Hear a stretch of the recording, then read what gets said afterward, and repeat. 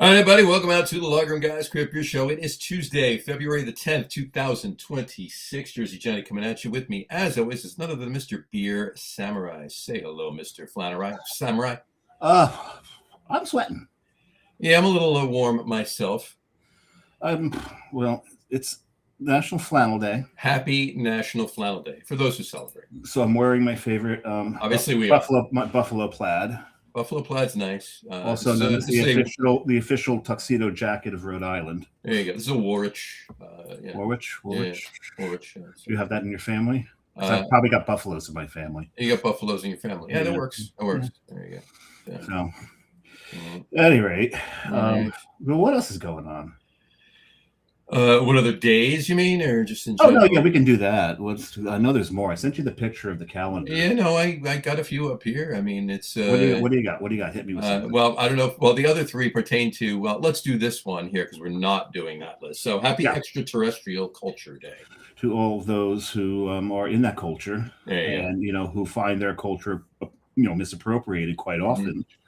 We feel for you. So this is the day to, maybe apologize to the extraterrestrials for, doing aliens. I feel bad. Anytime I say phone home, I feel bad. You should. Or ouch. Ouch is another one. Ouch is another or one. Eat Reese's Pieces. Those are. Yes. Those are, yes. Or point out to people, no, that was what's her name in the movie. That was her first. Drew Barrymore. Drew Barrymore. Yeah. Be that guy. And she, it might have been a little squeakier, but it was still the same voice that she has now in her. Pretty much. That's not all that squeaky. She's in her 50s now, right? I think she's. Yeah. No, I think she's my age. Approaching 50. No, she's not your age. You sure? Were you as young as she was when you saw E.T.? No. No, what is it? Or is it? There's something in high school when it came out. She was 6. So. Oh yeah, probably. There you go. You're probably right there. Mm-hmm. Yeah. Anyway, cool. Which, you just ran out of steam right there, didn't you? That's not your. I just ran out of steam. Cool. That's my run out of steam. Yeah, it's switching up. But the other one of them we're going to leave because it pertains to our top 3 list later on, which we do quite often. We do quite often, and another one pertains because we have no creativity. And there's this one right here. If you want to say why we're putting this one up today. Well, what's interesting is it's not. So Das Boot, mostly known from the movie A Beer Festival. Mm-hmm. What's interesting about it is, and amongst other things, but sure, right? But that's where they did Das Boot as the boot challenge. Mm-hmm. What's really cool about it is Das Boot was a 3-hour movie about a fucking submarine. There you go. And okay, it's a goddamn submarine. How exciting can this fucking thing be? I was glued to the screen the whole 3 hours. Sure, of course, great movie.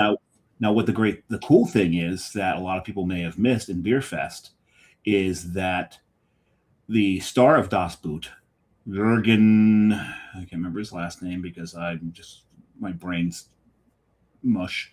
But Jürgen, the star of that was the leader of the German contingent in Beer Fest. So them calling that particular challenge Das Boot was an homage to him. It's an homage. Yeah, there you go. Yeah, so I think that's really cool. It's just me. I think that's cool. Yeah. But there you have it. And to celebrate Das Boot Day, neither John and I will be drinking out of a boot today. No boots. No boots. No boots over there. I've got 2 over there, but one's like a full liter. The other, I guess I could use the half liter for something. Save them for. Where you're drinking, one of your beers is a German beer. The German style. Style beer. I guess I could drink that out of the boot, but I don't think all 16 ounces will fit in that boot. No, probably not. It's a half liter, right? So it should fit all 16 ounces. Fit. Let me grab. You should have 0.9 ounces of room. The can. Wait a second. No. You're breaking rules. No, man. You're doing math. Okay, so maybe I'll use my Vine Stefan. There you go. Boot. There you go. Football boot. All right. Okay. Speaking of that, I'm thirsty. Speaking of what? Oh, are you? Yeah, so should we bring our esteemed guest? He's very, very patiently waiting on his couch. Yes, he is. So please welcome to the show today, Mr. Augie Carton. How are you, Augie? Hey, guys. Twice, that's How it. you doing? His first name. What? That's right. There I am. Hey, And the thing is, been a while. notice we did not have to say his name 3 times to get him to appear. To get him next year. I should have done that. I had a sense of that a couple weeks ago. I guess you had Hall on. Yeah. Yes, we did. So I thought about ringing in, but sadly I was tied up. But Well, that's fun. I'm glad you guys enjoying Young John. Well, what we're going to do is, because we didn't have to summon you in that manner this time, we're actually going to put that joke to rest. We've beaten that thing to death. It started when Jesse came on the show 5 years ago. Yeah. So we've gotten 5 years out of that shtick. We've ridden that. We've ridden that shtick for a while. So it's a good shtick. Yeah, so Saturday night was Other Half's 12th, and Jesse is now teaching. He's out of the biz, but he's also one of the greatest hip hop DJs of all time. Yeah. And he and Chris from Beer Wax were DJing the event with their crew. Nice. Oh, that's as they say, that's fire. It's straight fire. That's straight fire, bro. I got to. It's bra now, not bro. No, it's bro. It's bro. Trust me, I have a 17 and a 19-year-old in the house. It's still bro. It's back to bro. But you do realize that you texted fire, bro. John. Fire, bro. You do realize that you texted John at one point. Fun is fun. It was supposed to be fun is That fun, makes but It was supposed to be fun is fun, but your autocorrect changed. Yeah, Fun. Fin. Fin. I But probably still- write it's that still- a lot more. You write still Finn a accurate. lot more than It's- you write fun. So it's- But so it's those probably those still were accurate. 2 different beer names I made, right? Fun is Fun was a hazy IPA I made with somebody, and Isn't Fun the Best Thing to Have was a barrel aged Yeah. stout. I thought you were saying Finn is fun was a beer name. That's No. that's a weird beer name. Was it just like French the end, or was it FINN? no, it's FINN. No, it's FINN. Yeah. Okay. I don't pay attention to my. Well, no, my you phone. said like I said, You speak into the type, phone, right? You probably type FINN a lot more than you type. I probably just Well, hold on, let me check. It's always good for me to check. The U and the I are next to each other, so I probably typed F. Look at that. You've got some head retention. What is that? What is that? Look at that nice rocky head. It's actually Best of all time. That's what Yeah. Augie's sipping on. Best of all time. Well, Augie's sipping on Taub. Taub. Taub. You can flip his video. I mean, There we go. There Oh, we look go. at that. I didn't even realize. Somebody yelled at me for that. I was doing it to be funny. We released Glittering Prizes and Endless Compromises. That's tasty, by the way. Had that. Thank you. Over there. they shatter the illusion of integrity, I've heard. They do. Yes. They do. Which is. I'm like, I looked why- at it. That has to be a Rush lyric. Of course it is, but it's also it's the hazy lyric, but so I thought I was being hilarious. So it's Limelight is the tune, Yeah. Dave, and I just grabbed a thing and That's I fair. thought I was being funny because the lyric before it is trapped in the camera eye. So I just did like a live video of Getty singing trapped in the camera eye as I panned from me to the booze. And I meant for the words to be backwards because it's trapped in the camera eye. And I was killing that joke. And the first fucking comment on the video is everything's backwards. You can fix that. And I was like, It was intentional. I know nobody likes how far out on jokes I go and how meta it was, but Glittering Prizes and Endless Compromises backwards in the camera eye, I thought was the joke. Nobody gets it. I get it. And you actually did name a beer with the word backwards intentionally, right? Alter ego backwards. Appia Giretta, yeah. So we did id. You guys know that I desperately try to avoid IP theft. I obviously get in trouble for it every now and then without meaning to. Like in the coffee series, I wanted to make affogato, Right. but my good friend JC at Trillium has a very well-known and well-established beer called affogato. Delicious. So I just think I'm being adorable, and I'm like, all right, call it drowned in coffee because that's what affogato means in Italian, and people that speak will know, and I'll explain it in the video, and that'll be that. Yeah. And I always do an untapped search to try and be safe, but nothing came up. So I was like, fine. I put it out, and like 2 weeks later, somebody walks in with one of Michael Caine's beers called Drowned in Coffee from like 2 years before. And I'm literally like, motherfucker. Like, of all the people to steal a name from. there was You know, nothing on there was nothing on Untapped. it was not when I did the search, but that Crazy. just means, you know what I mean? Maybe it hadn't been drunk that much or whatever, Yeah. but or maybe I typed Finn in coffee. He might owe you a little bit for Sneak Box. We're not sure. Oh, that's another boat. Citra Hazy, named after a boat. But you know what I mean? It's just you try to avoid it. But for that one, I was like, so we already made id, ego, and alter ego. Yeah. I'm sorry, id, ego, and super ego. And I was like, let's make alter ego and make it a black version of ego, and that'll be hilarious. And you know, because I love black IPAs, and I'm always looking for an excuse to work one in. But I think it's Treehouse has a very famous beer called Treehouse Alter Alter Ego. Ego, yeah. It's not a black So- IPA though. No, it doesn't matter. It doesn't matter. No, I was just saying that. That's I tried. Yeah, I had tried to change the name of a beer because of a wine company. Let's be serious here. Well, so you, if you've never heard the jab I throw there, it's a supermarket wine company. Mhm. It's not like You're a not real wrong. wine company. It's not like a real wine company sued me. A You're not supermarket wrong. wine company Yeah. sued me. Yeah, that happens. And that one they're right on, right? Liquor space is where these trademarks exist. And even though it never occurred to me to check wines, right? I was like, oh, fair enough. But you know, when you're wrong, and you just fix it. That's not a problem. But I try to stay in my own lane and not steal, Mhm. you know, any names and not Well, cross over with names. well- But every now and then it happens with your closest neighbor.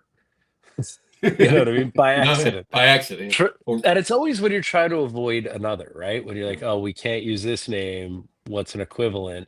And I'm sure that's how Mike got there on his, right? He wanted to make an affogato beer, skip Trillium, and just had that answer before me.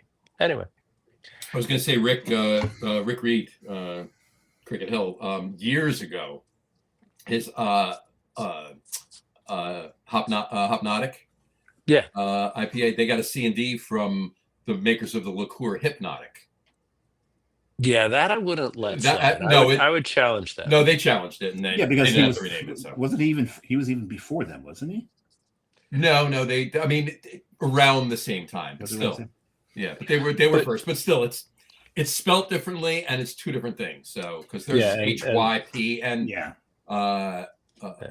there's a Q at the end. IQ is the end. Yeah, there's an IQ at the end of it. There's no IQ in that whatsoever. I'll just say that. Yeah.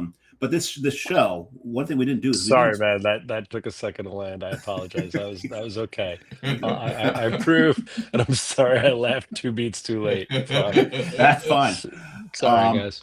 But what we forgot to do is tell the audience what this show is today. Yes. This is our pretty much our Valentine's Day show. That's why we have somebody that we love so much on this the show. Is not a Christmas tree. This is a Valentine's Day tree made by the lovely Jessica. It's just a flower, a rose on here.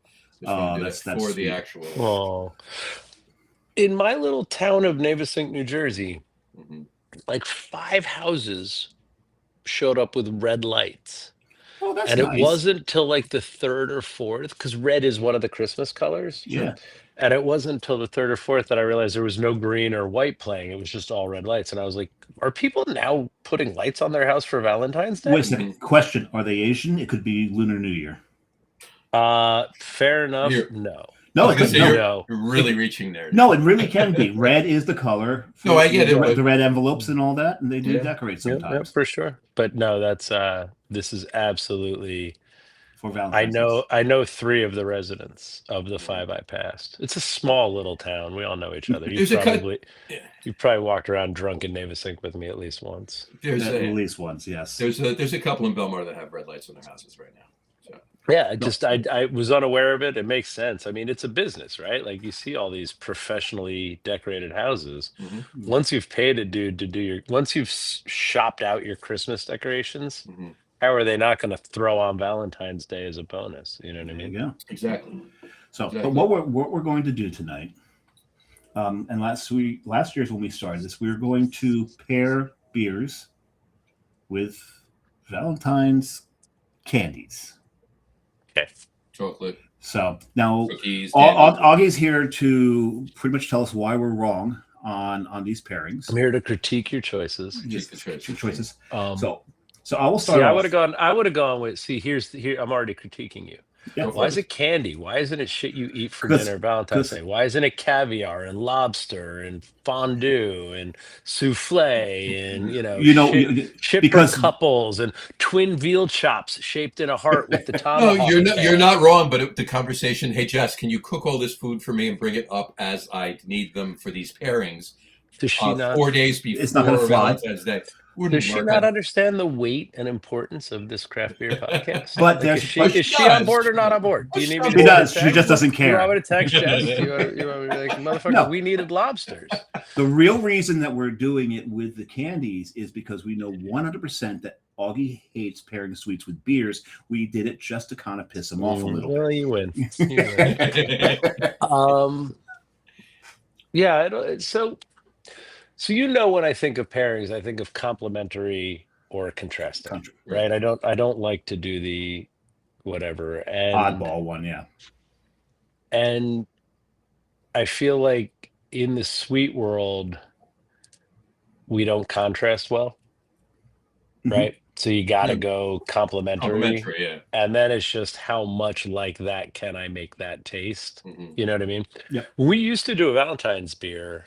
One of my many great ideas that nobody understood or liked or hated and why I suck at brewing was, we used to put rose petals in it with I love that beer. With just deep Dutch cocoa. There's a tradition of cooking pork with rose petals, and obviously there's rose water desserts all over Great Britain. And what was the name of that beer? Cupid. Yeah. Cupid. But my joke was to make it smell like you hadn't forgotten Valentine's Day and you hadn't stopped at a gas station for a dozen roses and a box of chocolate and a card. So I really went for like milk chocolate, not like baker's chocolate, and like rose, like, you know what I mean? Like rose petals. Like I couldn't use anything pretty. But yeah, it was just a fun little stout. But like I said, that would be fun to contrast with something, but there'd have to be gardenias in the room or something flowery. Well, we'd have to go backwards in time since you haven't made it in a while. I would love to see that one come back. I love that. That was a good beer. So what I'm doing is, speaking of complimentary, I did go complimentary on the first one to compliment Boat, actually. Oh, Boat. Because I love Boat. Boat's one of my favorites, if not my favorite beer. And one of our vendors sent us a box of chocolates from Stick With Me down on Mott. Oh, no. Tell me more. Go on. They make these beautiful, beautiful, beautiful chocolates. Oh, those are gorgeous truffles. And to go with Boat, I had to go with the orange one. Ooh, interesting. And it works even better because it's yuzu. Nice. I'm a big fan of yuzu. I wrote, if you come by Carton between 3 and 5 on a Friday, you're apt to catch me tasting beers with Dave and random other people that like to drink with me. And somebody gave me somebody's fruited IPA. And I forget what their 3 things were, but I was like, this would be so much better if you change that to yuzu and that to whatever, and then all of a sudden, pads are out. We're writing recipes for sour IPAs I don't even make because I said the word yuzu, and everybody's like, "Yeah, let's fuck with yuzu." So we might be having a yuzu beer soon. Well, how'd it work? Did you think it worked? I think it did, because usually when you get these complementary flavors, you can get that like washout, and what that does, what I love about doing that is it'll leave some of the background flavors, let them come forward, so you can really taste the grains, and I think you would taste them a lot better if it wasn't for the sugar. So what it did is it turned the bonbon per se into more of a marshmallow flavor. Interesting. Could I ask, looking at it, it looked like it was white chocolate. Was that just a glaze, or was it white chocolate? No, the base of it was white chocolate. I looked at the underneath; it was white chocolate. So that kind of turned it almost a marshmallow kind of thing. But that makes sense. But that would probably work better, right? Because the bitterness in boat, the thing that makes boat is that little bitterness, and that's going to contrast with those alkaline notes of black chocolate. So probably a smart idea. Yeah, no, that one worked. I like that. I like how that worked a lot. And what was neat is because of the texture of the chocolate. When the boat hit it, it almost foamed a little in my mouth. It was waxy. It was a nucleation point, point for the CO2. Yeah. So what do you got over there, Johnny? Let's see it. Before I do it, let's catch up on a couple of comments. Brian Boak chimed in. He says, "Cheers, first beer, Boak's beer, brown magic English mild. They brewed it." That's a lot of words, folks. That's a lot of words, Mr. Sir. Now, can I ask, Brian, is that from the old days, or are you still homebrewing? He's still homebrewing. Where's that brewed? Okay, got it. Yeah, got it. Homebrewing. He's got professional rig in there now. He's literally got he's got a small pro rig. Just every now and then you come across a treasure from 15 years ago. I'd love to taste it. We were up by him, and he pulled out. Bless you. Yeah, Dave and I were up by him, and he pulled out I think it was a 2010 Monster Mash. Yeah. It was crazy. And he gave us each, a 2012 Monster Mash? 2012, I believe, Yeah. I definitely still in my drank fridge. those years. Oh, yeah, definitely. John Hall chimed in. Oh, hell yeah, did Augie lose a bet? No, he said, oh, hey, y'all. Hey, y'all. Yeah. Oh, hell yeah. John and I y'all each other quite Hey, y'all. That's John y'alling me. That's John y'alling you. Brian Boak then chimed in again. I am doing a tomahawk steak for Valentine's Day, Daniel. So there you go. You should do 2 of them because it makes a heart. It does. Yeah, you're right. Right on that. John Hall also said, replying to Brian Boak, that's not a candy. Please stay on top of it. John, you are a salty old bastard. That's because he ties the bow ties too tight sometimes, I think. Yeah. No, he's just I love him, but he's just a salty old bastard. He's old beyond his years. But that's what I love about John. You gotta love it. Right. It's my boy, my hetero life mate, John Hall. Yeah. And Brian said, Angie brought up food. Last year was chocolate pairings. and then he said, I hate spell checks. There you go. I was like, really, Brian? You know me? It's fucked up, dude. There you go. Angie, well, that's computer thinks your name is Angie. There you go. Actually, funny, not to sidetrack stuff, but I think the last time I was drinking Monster Mash with Brian was at the last Atlantic City Beer Fest I ever went to, which I think might have been 2011. Yeah. And so I probably had that 2010 Monster Mash with Brian in that room. Was that the day we took the limo over to Vagabond? Yep. That's the last time I went down there for that stuff. Yeah. If I'm at AC these days, I'm at the Seed, right? I'm not going to somebody's fest. Exactly. Yeah. And then he said, I still have some original Monster Mash. I will need to stop by. So there you go, Augie. But you spelled by wrong as well. Oh, you have no idea. Did you not see that? It says, I will need to stop purchase. I was just getting out. I need to stop purchase. Spell check. That's another kind of running thing on the show is making fun of Brian's typing. Well, it's not as bad as Matt's typing. Matt has sausage fingers. Well, yeah, he does. He's got kielbasi fingers. Yeah. And did he be more specific? Did he write his son's name into every chat? Well, the thing is, he doesn't know his son's name. He doesn't. Yeah, he's going to go to an island one day, and there's going to be a 6'5" tall blonde kid with dreadlocks. With dreadlocks, and, yeah. As I remember Monster Mash, that's definitely going to lead to forgotten children evenings. There you go. So what are you doing, John? So I'm drinking. So first of all, the beer I am starting with is Sunbathing Owl from Hitachino. Hitachino's nice. From Nakashi. It's a ale brewed with calamansi from the Philippines and Sancho pepper from Japan. Neat. So, I like them a lot more than it's funny. I would never put them. If you asked me my top 5 breweries of X type, blah blah blah blah blah, they never occur to me. But every time I've drank one of their beers, I'm impressed with their expertise. And just seeing that, I was like, oh, I'd like to try that just because their reputation is that good. And that's a few breweries I say that about. So good for them. So I decided I'm going to pair this one with It's dark chocolate and pistachio crema. There you go. So Is it the Dubai chocolate? the I have Dubai yet to try. chocolate. That is. I almost want to make a pistachio chocolate stout and just call it. Are we done with this yet? Thank you. Because I'm a big shopper of Costco. Mhm. And I kind of know about Dubai chocolate as a trend, like running along with Labubus, and my little bit of cultural awareness extends that far. I'm happy you brought up But Blueberries. but you walk into Trader Joe's and yeah, I'm sorry, not Trader Joe's, Costco, and Costco. that aisle that used to have many varied, weird mixed nut combinations plus protein bars is now just 90 different Dubai chocolate things. Yeah. Like I've never seen anything take hold of esoterica like Dubai chocolate. It's insane. I was at Costco today and I saw a ton of it. It was ridiculous. You can't walk down a block in Manhattan without someone advertising they have Dubai chocolate.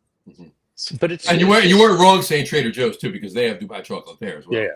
But Trader Joe's is smart enough to have one, right? Trader Right, they Joe's have has one. one of anything. That's why I love Trader Joe's.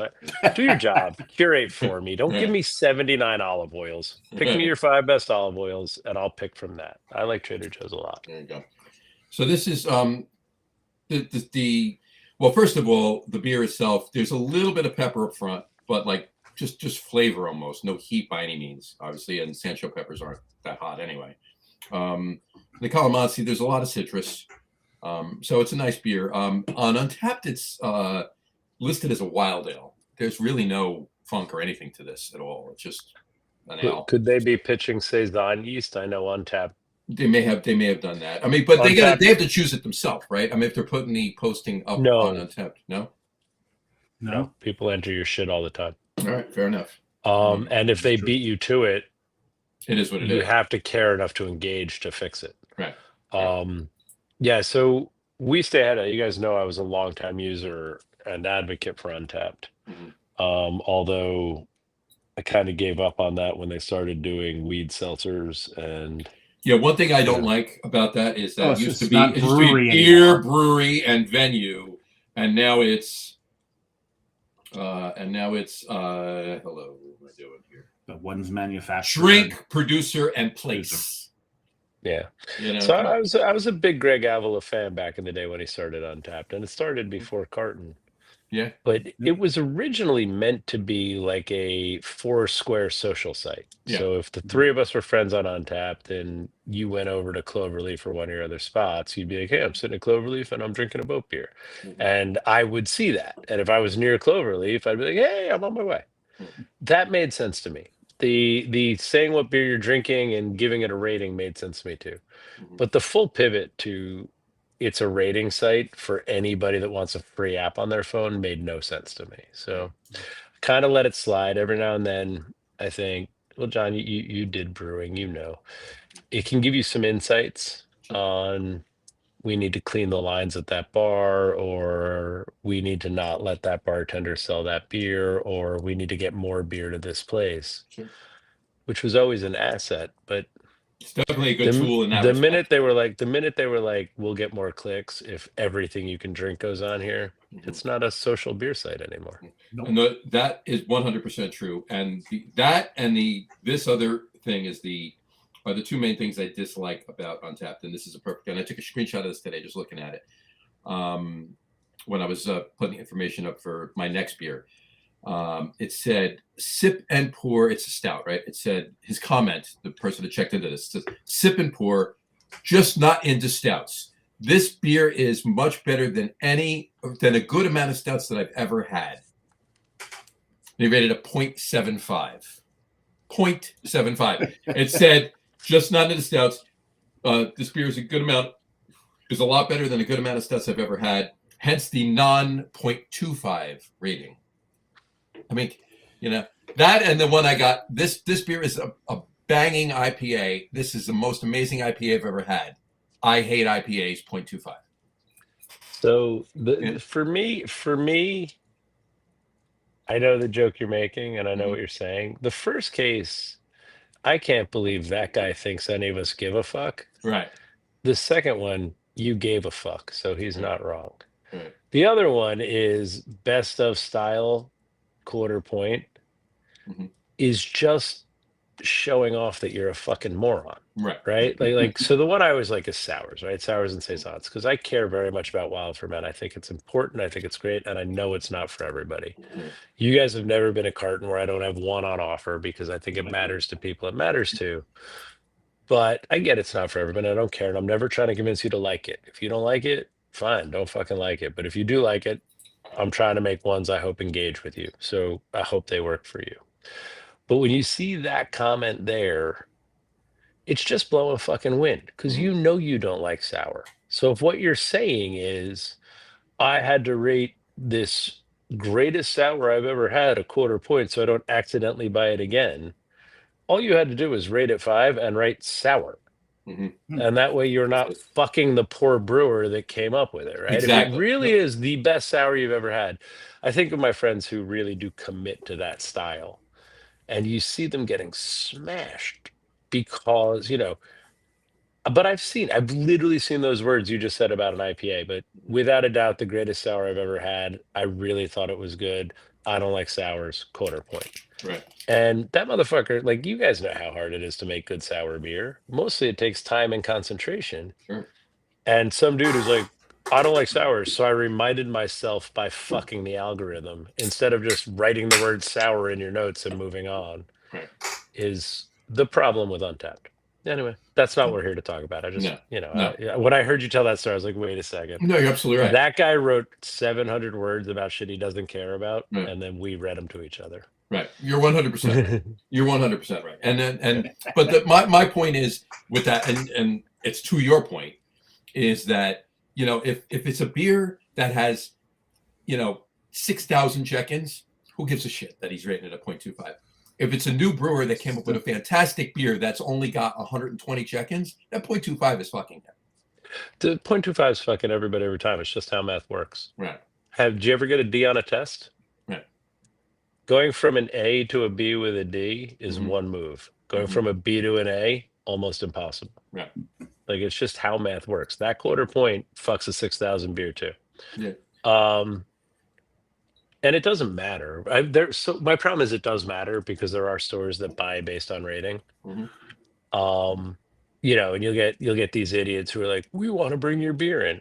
Ooh la la, look at that. Talk about a nice rocky head. That's a real fermentation. That was not forced.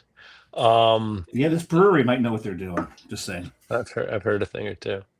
But you know what I mean? Like, so it just doesn't matter, right? It's just so stupid to be like, I've got to remind myself I don't like the thing I don't like so much. I just wrote 50 words about not liking it. Right. That's just called hating. If you know you don't like sour, there's a shorthand for that, and it's the word sour. Move on. John, how did your pairing work? We never got to that. We got stuck in Dubai. We did. God, it's hot here. The chocolate is complementary to the citrus in this for me. To a point, the pistachio is doing nothing. It's just there. Really? It's interesting. Yeah. I mean, it's not bad by any means. It doesn't make it bad or good or either side of it, but the chocolate's complementary to the citrus. There's much more citrus, and I think if there was more pepper flavor, I think the pistachio would play with that a little bit more. Is the pistachio? I don't know any Dubai chocolate, so I'm not asking at all. I'm asking about that one. But is it more that kind of pistachio version of marzipan? Yeah. Or is it more like crunchy nuts? There's crunchy nuts in there, but the overall texture is that kind of pistachio marzipan. Got it. Okay. Yeah, that's tough for a lemon to go with, right? Like, yeah. All right, move along, boys. All right. What's your? This is what I just poured. Right, Goethe. Right, Goethe. So that's not. I know that's not German for whip. So it is. It's German for cat of nine tails. Yeah, that kind of whip. Oh, I see what you did there. Because we have a German beer for whip. That's Paicha. Paicha, right? But the black version of Paicha, cat of nine tails. I like so. But I put it in the boot. If you go to Das Boot Sexenkloben, right there is what they're pulling out. That's what they're pulling out. That's pretty funny. So what I chose to pair with this, So my office is right above Italy in the Flatiron District. I mean, to be fair, Italy's brewery is above Italy. So you mean above the supermarket? Yes, I'm above the supermarket. I've But brewed on that roof up there with Vincenzo and back in the day. I don't think they brew there anymore now. I didn't see that lasting real long. I think that's gone. But what they do down there, even though there is a full-blown store, they do sell the Venki chocolates down there. Okay. So I went and I grabbed a bunch, but the one that intrigued me to pair with this one, I guess especially since it's an Italian chocolate, was the Aranja. Ooh, you're hitting a theme here, bud. So it's not going to all be citrus. There's only one more coming. So this is a dark chocolate. So I thought the dark chocolate would complement the roasts of this well and allow that orange to infuse itself into the rest of the beer. So I don't have a Reichert here in front of me, but I have drunk a bunch of them. I think it's got a very pretty cola note. I really like its kind of drying plum but not prune note. And there's a smokiness to the roast, not like I don't want anybody to think it's a Rauch beer, but there is a smokiness to the roast. And I'm imagining that chocolate purple fruit smoky thing is going to play with that orange real well. It plays with it extremely well. So what's funny is in our house, there's not much we disagree on food-wise. We've been eating and drinking together for I think 26 years now. But I'm a orange and chocolate guy, and Lauren isn't. So when I buy those chocolate bars, I get to eat them all to myself. So I've had a lot of orange and dark chocolate combinations in the last 26 years. It has. So the chocolate by itself, the orange aspect of it is almost marmalade, that candied orange rind. When it's orange marmalade rather than the quince marmalade, still kind of very similar flavors. And it did exactly what I thought. The dark chocolate has knocked down a lot of the malts in it. That slight smoke character is still there. It didn't take that out of it. It really enhances the orange in this. Nice. Well, that's good. I hope it would. That'd be cool. That's nice. I like that one. I'm really torn as to which of the pairings I like better so far. What's funny is you guys both know David, who runs my tasting room. Huge David fan. He's a lot of fun, and he's really kind of given me the permission and joy to really lean into my haze boy hedonistic tendencies. But when Dave likes a non-hazy, it's always much more interesting to me, right? Because I would say 9 out of every 10 beers he shares with me is either a hazy or an on-trend brewery's lager, which 9 out of 10 times is a bullshit beer. Right. But when our non-hazy, non-joy beers connect for him, I'm always like, huh. And Reichert is one of those where he just thinks it's a fucking dynamite beer and he just loves it. And 49 out of 50 times he's drinking 8% haze with me. Well, so that text you got from me came probably about 27 seconds after I took my first sip of it. And it's like this beer is fantastic. I love this beer. This is one of my favorite American brewed Schwartz beers. Thank you. It's a fun one. I just we try to. There's 14 taps a carton. And if it was me, it would probably be nothing but 4% and 12% hazies.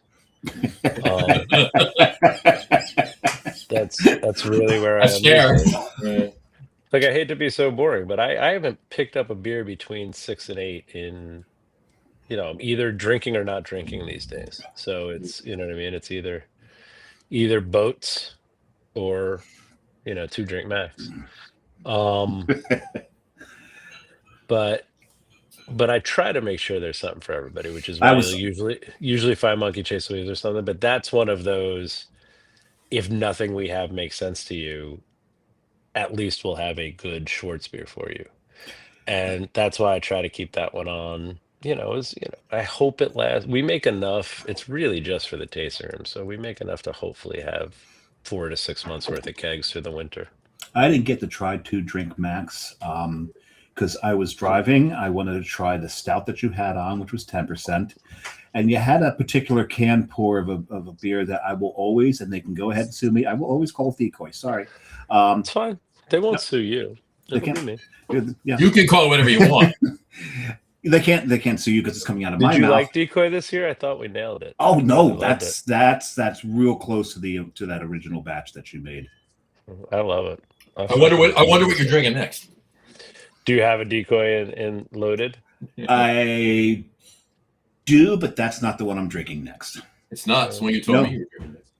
No, I did not. I said it's going to be either one or the other. Oh. You did not read. Yeah, well, there might have been a different text, and I just read the reading is fundamental. Riff. Remember this? I remember.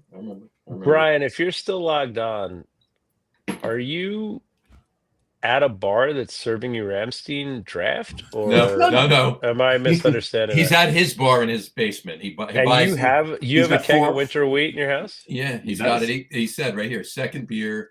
That's what I'm saying. I think that's great. I love that. He buys a sixtel from Greg every year. Yeah, I'm a big fan of Greg. I'm a big fan of Greg's beers, but I just heard the toe clip you in the lip. There you go. You didn't do the twist, bud. You just made the whole speech about the twist, and you didn't do the twist. I never made the speech about the twist. We were talking about the show. With the twist is in that show, and I don't do the twist. I do it the right way. I just drink it sideways. You just wait to get smacked in the face? No. You drink it sideways, and you don't have to twist it. I heard it clip you. I heard it splash. No, because I'm not near the bottom. That sound. Yeah, I love that sound. I do love that sound. But when I get to the bottom, I drink it this way with the toe pointed to the side, so I don't get the beer all in the face. I grew up in a house with a yard for ale, and I used to try to drink a yard of water. Before I don't think there was ever enough cans of beer in my house to fill a yard of ale, but my dad had one, and I would just fill it with water and try to drink it. And it's actually easier to start at the top, because there's that bowl on the bottom and that same kind of flip you're talking about. Yeah. But if you just filled like the bottom or whatever, the splash and 1 yard fall into your nose, I basically waterboarded myself for most of grade school with my dad's yard of ale. You know why that glass was invented, right? I don't. It was for the stagecoaches that came through. What they did is they could hold it by the ball and hand it up to the driver, because the driver didn't have time to get off of the stage. And so they could just grab it by the bell, drink the whole thing, and hand it right back down very easily. You guys know me, and to be fair, older me can't do any of the performative drinking I could in my 30s and 40s. Who can anymore? 20s and teens. But who can? I don't think I can shotgun fast, or could shotgun faster than most people. You've all seen evidence of that. I can. We've been there. Funnel more beer than most people in my day. I don't think I've ever had the capacity for a full yard of ale. Like, I don't even think. So what do they come in? They go quarter, thirds, halves, and fulls. Yeah. I think maybe I could do a quarter yard. Maybe I could do a third. I don't think I could do a half. This is the game we're gonna have to play. So one of my glass purveyors must make these, right? Has to. We'll have to figure this out. I'll have to get on the phone with what the quarter yard, is that the quack glass? I guess. Are you guys aware of the split the G Guinness game? Yeah. All right, so I just learned that this Thanksgiving from a friend of mine's kid, and it added 7 Guinness to my Thanksgiving. Didn't we do that on a show? We never did the split the G. No, we haven't done the split the G. It's fun. It's fun. It's smart. But of course, you know me, I immediately went back and I tried to get Dave to get me shaker pints with just the letter C from top to bottom. Split the C. So you had to split the C halfway down a shaker pint. But now I think that needs to be a yard. Frankly, I Right? think Just It's not a bad idea. a full yard of ale with a C from top to bottom, and you And got to split the C. Split the C. Yeah. actually Dead no. center yard. Put That's a this. much better version of that joke. I like should have that. thought I of like that that a right lot. away. I think Yeah. what you need to do is I think you need to put the C at about 30 degrees south of in the ball. Go ahead, split that C. Split the C. Yeah. Well, how long is it going to take them to get down to? All right, from here, I'll split the C. You know. Yeah, but I'm telling you, man. So this kid I love. He's like the guy I ride bikes with all the time. It's his son. So me and a bunch of old friends who used to, when we'd come home, in our 20s for Thanksgiving with our families, all the people I grew up with, we'd all meet. Well, it all started when we'd sleep at a buddy's house, come home from the bar, and then all go have a drink before we went back to our parents' house. And then that turned into let's meet at the bar before dinner. And now we all still do it. Like it's almost 30 years of meeting these guys in the same bars at 7 a.m. on Thanksgiving morning. But he brought his kid, who I'm a big fan of. He's like 27. He might be 28. And I saw him just take an appropriate first sip of Guinness, right? Your first sip of Guinness is always, a whopping gulp. Mm-hmm. But then I saw him check and show his friend, and I was like, the fuck did you just do? All right. And he explained to me, well, you split the G. And I was like, all right. I just tanked it. I was like, another round of Guinness, please. And I think, so like I said, if this day goes perfectly, it's 2 Guinness and a shot of Jaeger with my oldest friends. Right. And if this day goes horribly, it's 3 Guinness and a shot of Jaeger with my friends. Right. And this Thanksgiving was at least 9 Guinness because I just had to keep trying to get it right.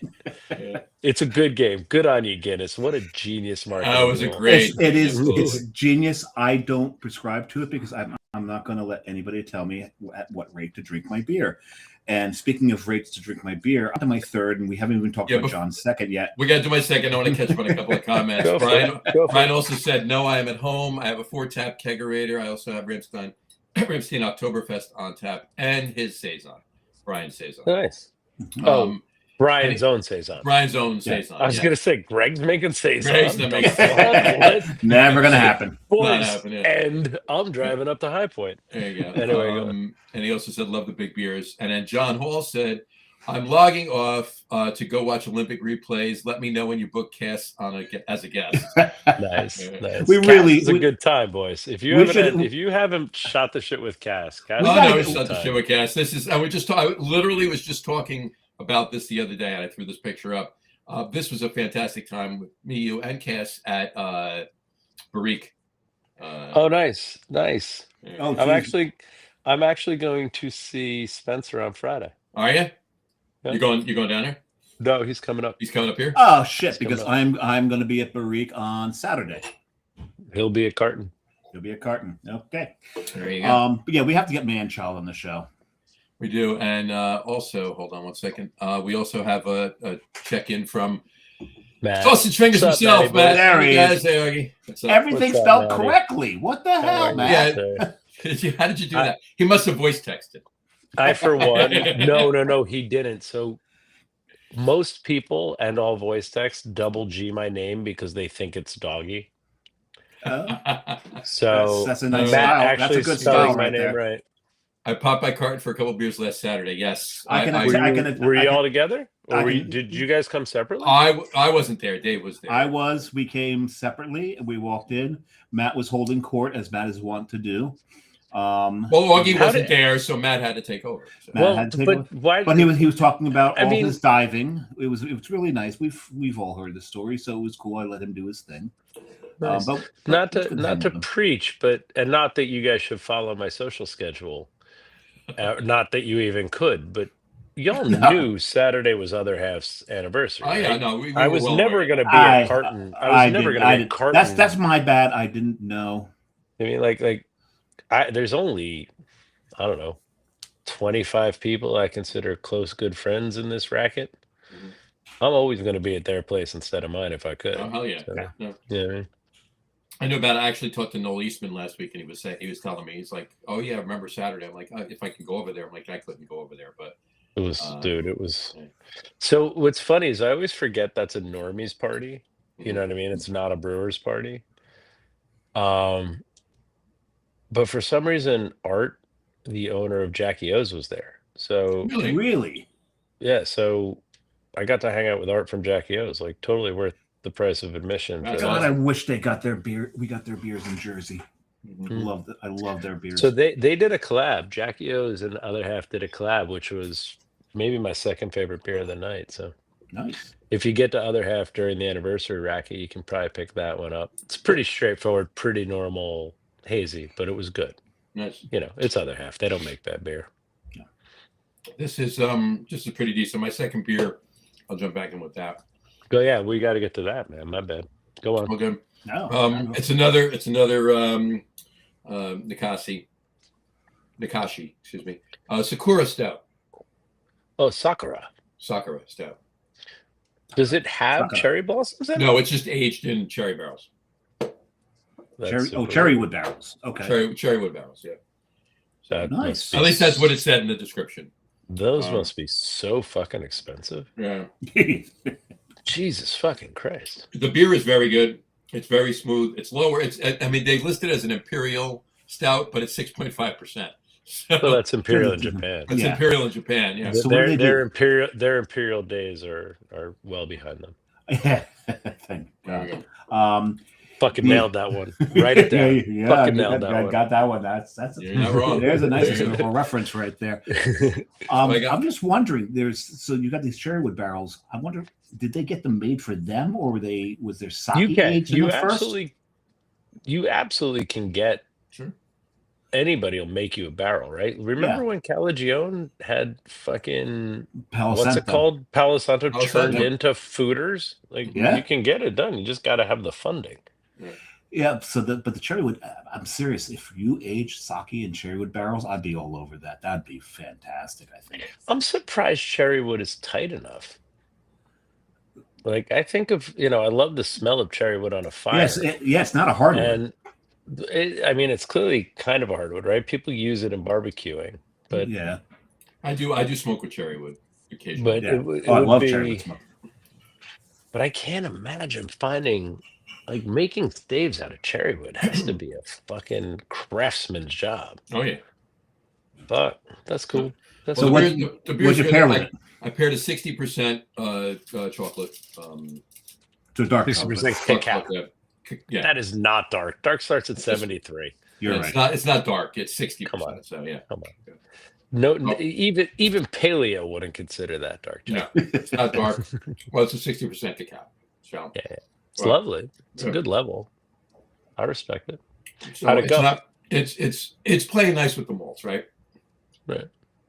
The cherry and drinking the beer on its own, it's got a really nice balance from the the overall barrel notes. It's not like it's a higher ABV stout that's pulling in a lot of oak or anything like that. Not that it would with the cherry wood, but pulling a lot of cherry. But it's a very nice smooth stout. I'm enjoying it, right? But the mild, tiny little bit of mild roast that's in the stout is playing nice with the chocolate. That's basically it. So my question would be, and I understand this may not be answerable, but like I said, I know nothing about cherrywood as an infusion, other than I know when cherrywood is burning on a barbecue. Right. You know what I mean? Like I'm not an aficionado of woods, but I have a good sense for when birch is burning, when cherry is burning, when pecan is burning.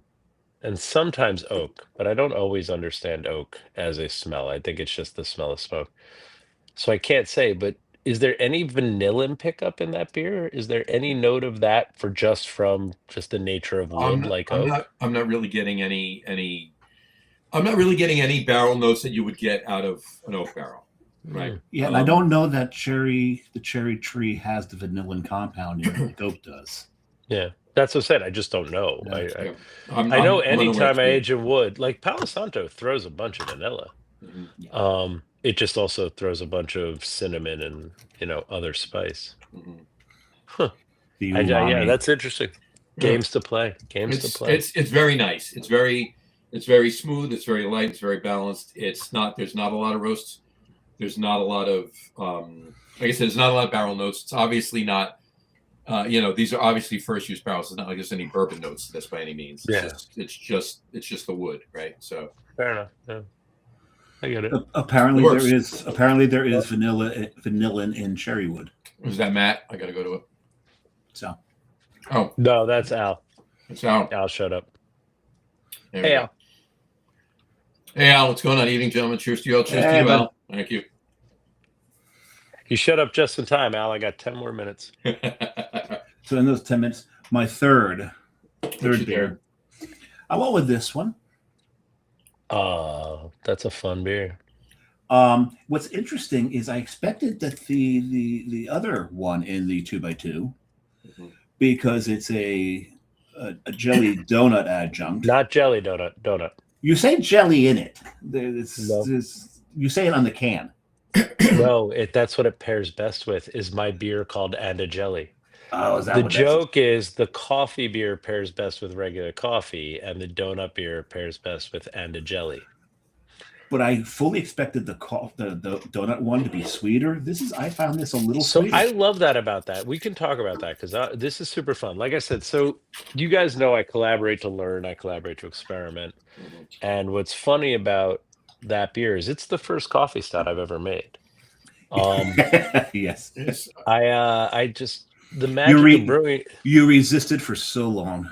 Well, the magic of brewing to me is, or not that that's not a magic beer, but the magic of brewing to me is what flavors can you coax out of those four? And if I can't, you guys know my long-standing speeches about adjuncting and augmenting. I don't think you should adjunct. I think you should augment flavor. So if the flavor doesn't exist in the beer, I don't want to prop it up, right? And since I can really have fun, there's years I've made stouts and been like, I want it to be more like a Mexican Chiapas beer than an Ethiopian Yirgacheffe beer, right? I want to balance the acidity with whatever. So that was the magic for me. But what Paul from Mortalis convinced me is that the beans they use in the beer, that's a riff on. So their beer is called As Above, So Below. And the beans they buy the coffee they buy from their local roaster is called As Above, So Below. Now, I don't want to put this on them. I don't know that this is true or not. But I know there's a trend in small coffee production of oiling the beans. Okay. I don't know if you know this, but if you buy Dunkin' Donuts by the pound, there is a flavoring on those beans. That makes sense. No, there is. Makes it taste like Dunkin' Donuts coffee. The 100%. There's Now, I don't know. I didn't research, and I didn't mind if that's how they do it. But if this is just the way they roast this coffee, when you open that bag, it fucking screams of Canadian border diner food. Like it smells like French toast. It smells like French toast, vanilla, maple syrup. Like it's unfucking believable. It just screams out of it. So he said, so you put this in the beer and it brings shit that, that isn't in the coffee blends I do. So I was like, all right, let's fuck with that. So we have a recipe mostly for barreling we keep around the brewery. We just call it Big Chewy. Like just make Big Chewy and throw it in those 5 barrels, grab your nuts and wait 3 years is kind of the Carton barrel age policy. So I just sent him Big Chewy. I was like, does this work? He's like, yeah, it works. Let's change this, something like a 60 to a 90 kind of move. Not a big deal. I was like, all right, let's fucking do it. So we did it. And the beer smells like, it literally smells like you did the 10-minute drive from the foot of Killington to find waffles. You know what I mean? Like the beer just has all that.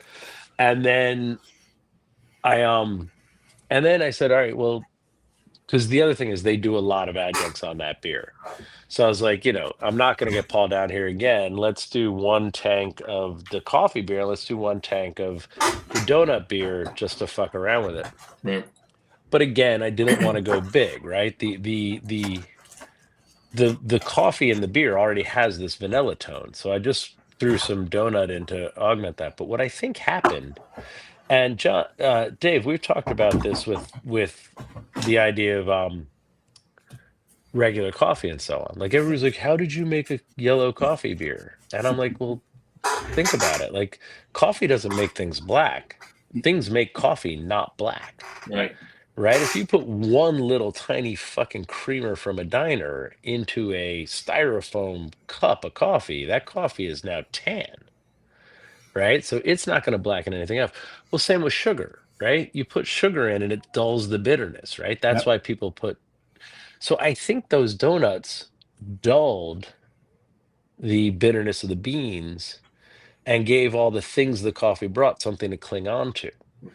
So the donut tastes more like donut, but the coffee smells less like the coffee because all the vanilla and maple and stuff going on in the coffee goes over to the donut addition there. Mhm. So for me, it's the most interesting beer. But the day we did that, we had three stouts on. We had a 2023 barrel of one of my bourbon stouts, like Waiting for My Eyes to Adjust or something for for the Thursday night limited edition, Sure. cellar keg. So David pulled out a 2023 bourbon barrel stout. So at the beginning of that tasting, in my brain, it should go old stout, new coffee stout, donut stout. Yeah.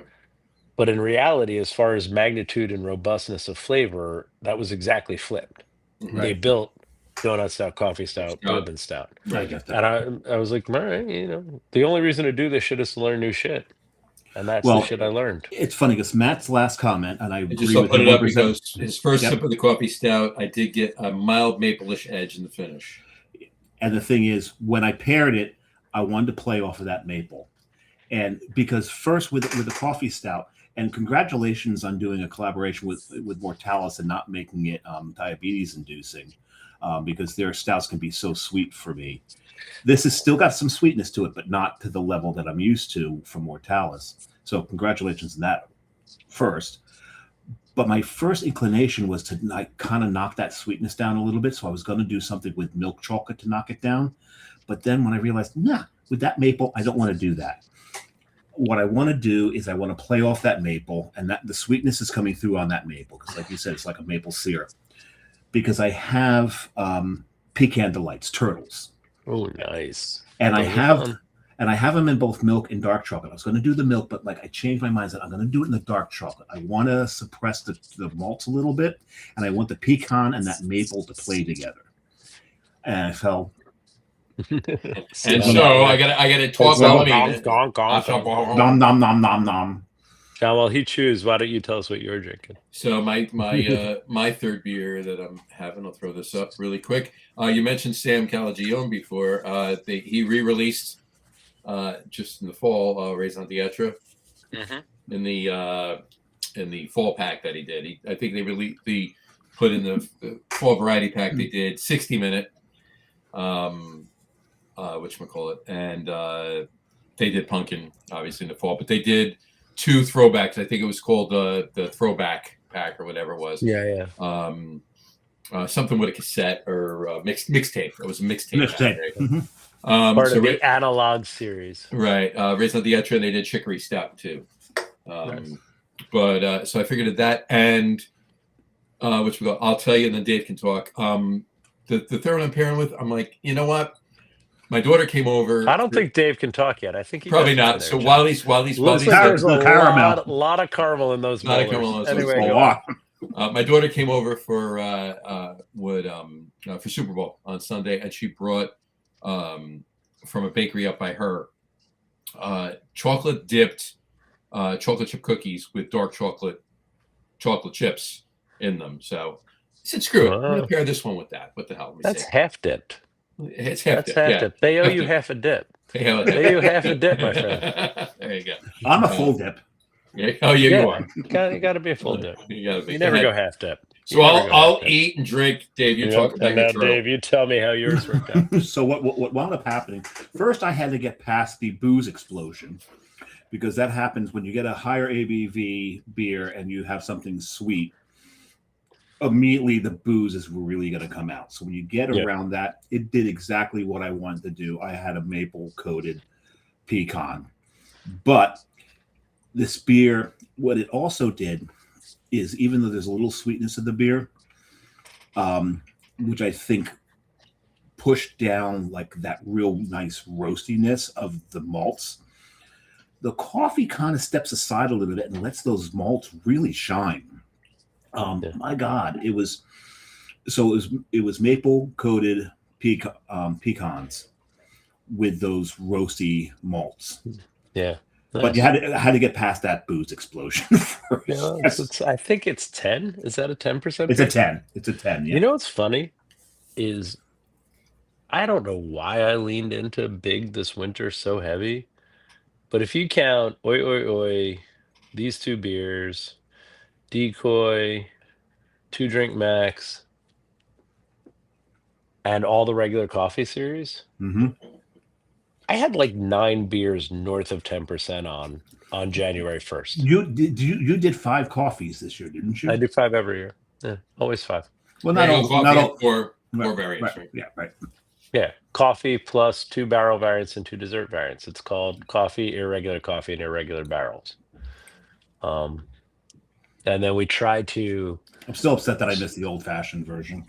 It was fucking good. People liked it. It was a fun one. It's just a riff on. Did you try Revolver 2 years ago? Oh yeah, Revolver. I miss Revolver too. Old fashioned. So old fashioned is essentially Revolver plus a cinnamon bitters I made. So It's really good. It's cocktail building. I think we've talked about this when I'm in my 5-ingredient margarita mode. But I hate fucking mixers, right? I think I honestly believe bitters are the herbs and spices of the cocktail world. Yep. And just buy better booze and know what bitters do, and you don't need to shake on Tropicana to get your flavors. I may or may not be drinking a bunch of bourbons right now. Yeah, I see that back there. Are those mostly mixers? Got a little collection. I'm having trouble reading, but is that largely Michter's bourbon, Michter's rye, Michter's 10-year rye, Michter's toasted barrel rye. So I like their rye a lot. I like their rye a lot. The older I get, the more I lean into rye. Yeah. If you guys want Augie's secret tip to bust the booze market, have you ever bought the stupid little bottle of Canadian Club rye? No. No, I don't mean Canadian Club. I mean Royal Crown. The one that comes in a velvet bag. Oh, yeah. No, I haven't bought it, but yeah, I've seen it. Yeah. They make a rye, and it's like $22 for whatever. Is that a $750 or $500 out of $750. Yeah. It's fucking so much better than every bourbon I've been given since the Vanilla War started. Really? It's costs nothing. Well, I'm sure it's almost impossible to get now because of trade wars. This one is stupid good. It's made by Michter's, but it's like stupid good. Bomb burgers. Nice, I'll try it. I'm a big fan of ryes in general, but I'm a real big fan of cheap ass rye that tastes good. Can't go wrong with that. No. Yeah. There you go. How'd your pairing work, John? So my pairing, you know what? Not too well. The chocolate and the cookie is complementing the raisins in the beer, right? So it's pretty Fair much enough. I see that. Not the only thing I can say, right? That's what you needed was a full dipped oatmeal cookie. Full dipped oatmeal cookie. There you go. That was about get your daughter on the phone. Tell her fucking try harder next time. The world's most important beer podcast deserves much better food. And where's my fucking lobster? Exactly. Now, the world's most important beer podcast. We might be the second. We're the second because this one is probably the first. Well, so we're the biggest. I don't know that we're the most important. I don't know the most popular. We love you guys. Although I will tell you the shocking warmth of that. I never want to sound like I don't appreciate the crowd that's built around that podcast, but there's nothing, like I said, the other half anniversary is a normies party, not a brewers party. Right.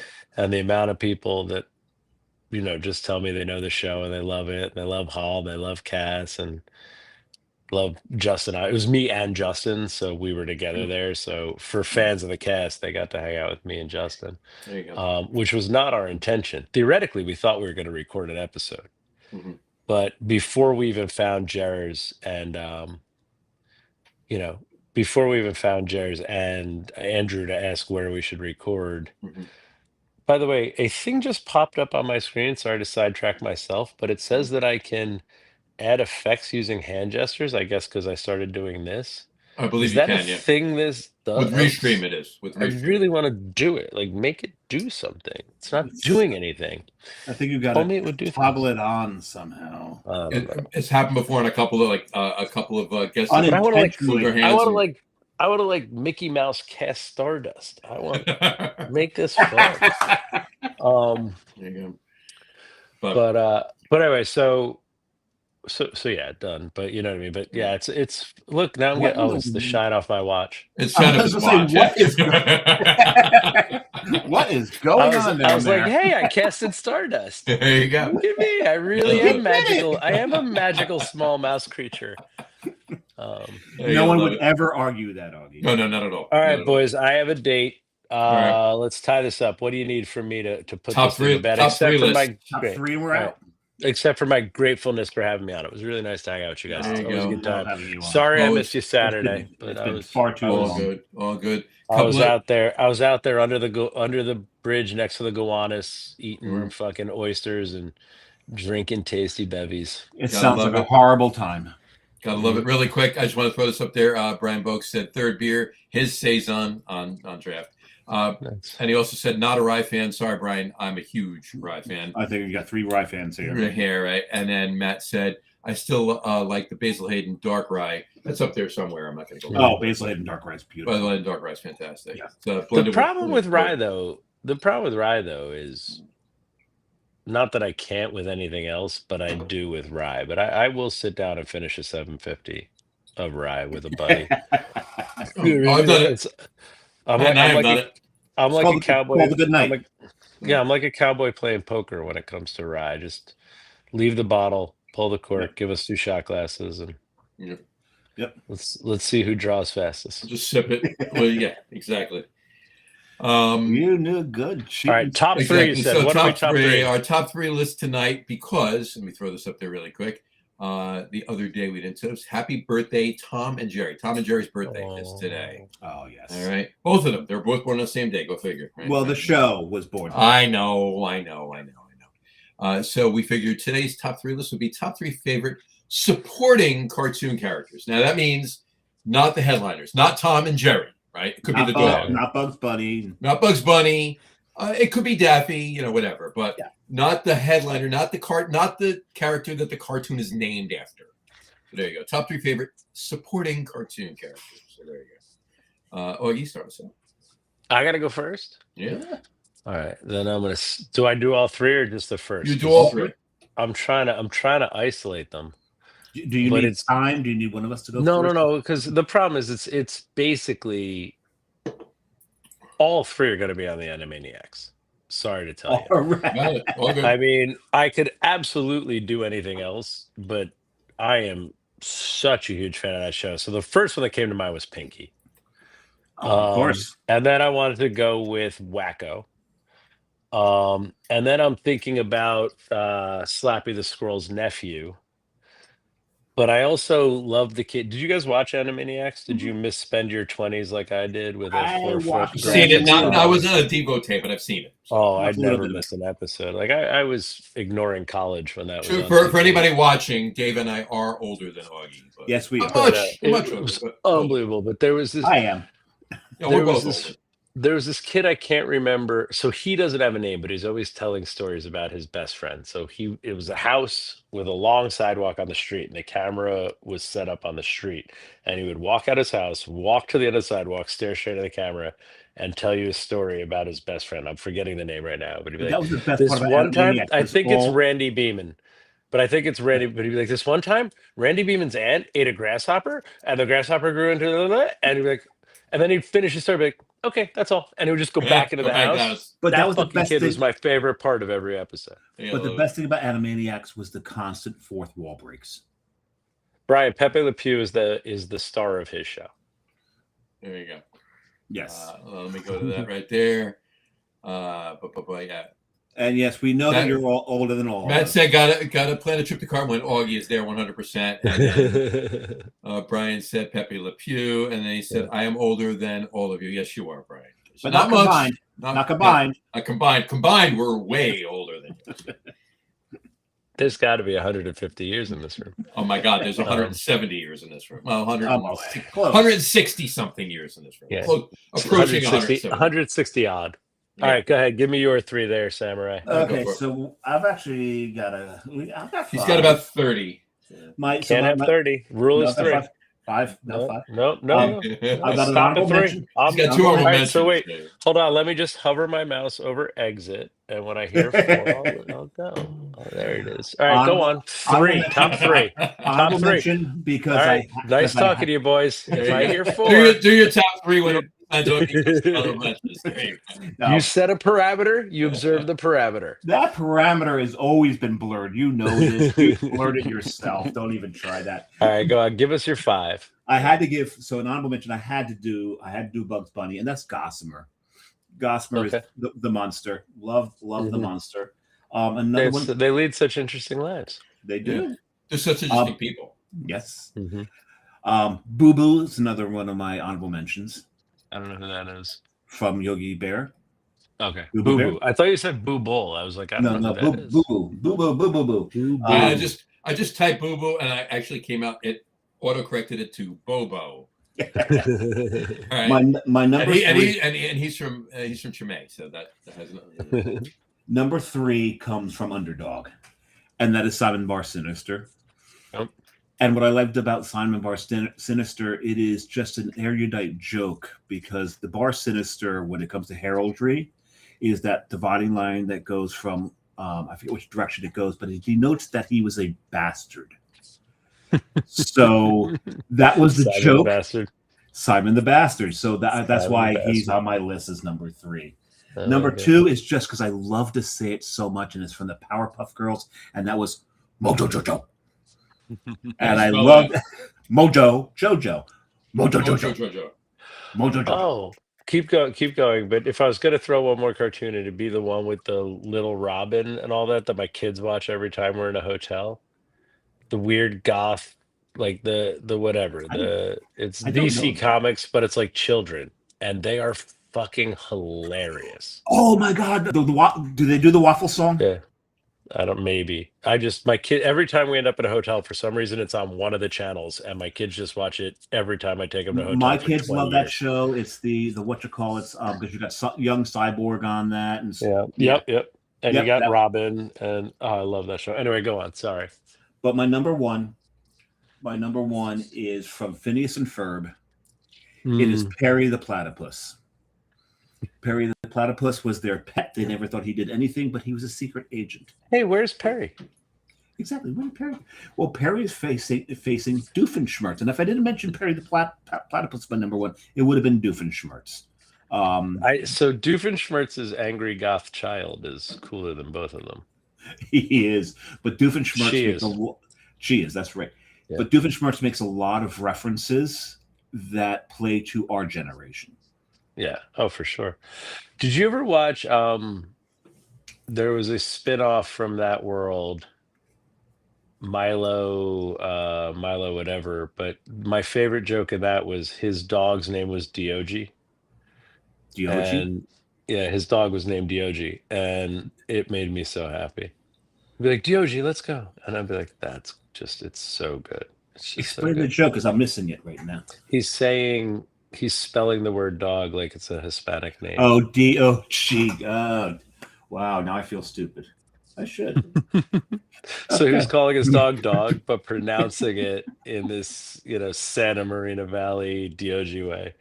And oh my fucking God, I love every time Diogi would get in trouble, I'd be like, I'm not a pet guy, but if I had a dog, I would name it Diogi.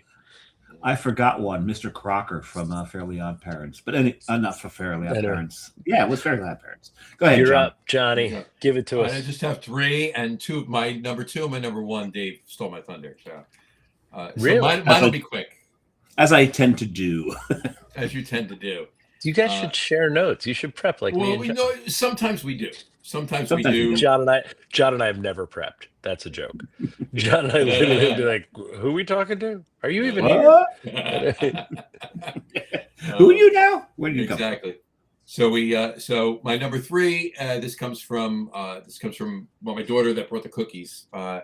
One of her favorite cartoons when she was little was Dora the Explorer. Yeah. And Swiper. That was her favorite character. Swiper, no swiping. No swiping. Swiper, stop swiping. Yeah. Something that no swiping. You had to say it 3 times. No swiping. Swiper, no swiping. Yeah. My number. Which is appropriate for this show. Yeah, exactly. Right. My number 2 was Simon Bar Sinister. Oh, the best. Stolen. Done. Yeah, stolen. And my number 1. And okay. And there's a reason. There's other reasons for it, and it's Gossamer, right? And it's the monsters are such interesting people. Augie, if I'm not mistaken, that's one section of La Villa Strangiata, isn't it not? It is. It really is. Are such interesting people. That's amazing. I forgot that. Well landed. There you go. Nice. All right, gents. I appreciate you having me on. Thank you very much. Thanks to all the people that came in. Really I'm glad I caught Matt, even though he showed up very late. There you go. Anyway, I'm sure you guys will ramble on into the evening and open some fresh stuff. It was nice seeing you. Let's get everybody done. I will say though, I've got a decoy sitting right here, by the way. Ooh, sleep well, young prince. Sleep well. You will. I will throw this out there. There are no rules with Augie Carton, so don't say Augie promised. But if you're looking to catch me for a beer, 4 to 6 on Friday is usually when I do my best to be in the tasting room to just catch whoever's starting their weekend and having a good time. Unless he's in Spain in a bicycle race. The minute I say that, a conflict will come up because it always does. But I'd say out of the last 25 Fridays, I've been there 23. So if you're looking to just catch me, that's the. I can be honest with you. It was a little over a year ago, but stopped by after a Steelless beer on a Friday, and wound up having a couple of beers for an hour. I brought a few of them, but I brought a couple, and then we wound up over in Rumson. Actually, that happens every time. That happens. Part of the bills. I think I drove too. I believe it. Yeah, I can be convinced to eat a cheddar burger. So I was telling you guys before we recorded that I'm trying to shed a little weight for a big bike race. But knowing that was coming, knowing I needed to do a little dieting January to April, I really let November and December just be hedonistic. Yeah. And there was a week between Thanksgiving and Christmas, which was already very intense. The 3 Thursday holidays this year made for a lot of 4-day weekends that were hard on a pro. But I swear to you, there was a week I was at Barnacles and had 5 cheddar burgers 5 nights in a row. Oh my God. Everybody that came to town was like, "You want to go to Barnacles?" I was like, "Can't break the trend." And it was like a Wednesday to Sunday week, and I had a cheddar burger and a boat for dinner 5 nights in a row. Mike, that's fantastic.